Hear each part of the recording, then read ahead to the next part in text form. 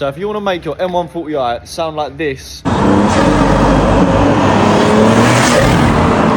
less than £500, watch this video. So behind me, we've got an F20 M140i, and today we're going to be fitting the MST Intake.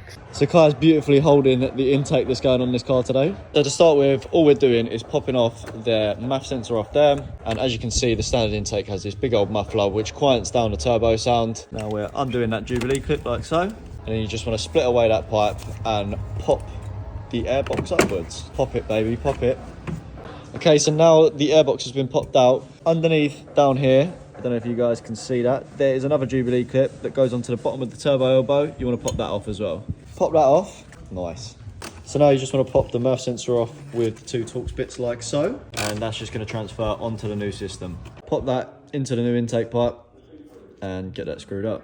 That's the wrong way. No, we're not doing that again. Pop it in the right way. Get the MST silicone coupler, get that on the turbo elbow, which is Kai's doing now. Don't forget to put your Jubilee clip on it like so, because if you forget that, it's going to blow off all over the place and you're going to have no boost. Now it's time to nip that Jubilee clip up. Just get that bottom one nipped up like so. Give it a little tug, make sure it's not coming off.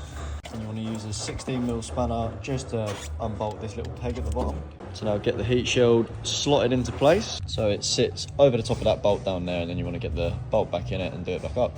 So once you've installed the heat shield and secured it down with that little bolt down there, you just want to get the intake pipe, slot it in, and then feed it through the heat shield like so. I'm going to get that tightened up, plug the MAF sensor in back in, grab your cone, put the Jubilee clip on it, and then just connect the cone, squeegee it over the intake pipe, and then get that all tightened up.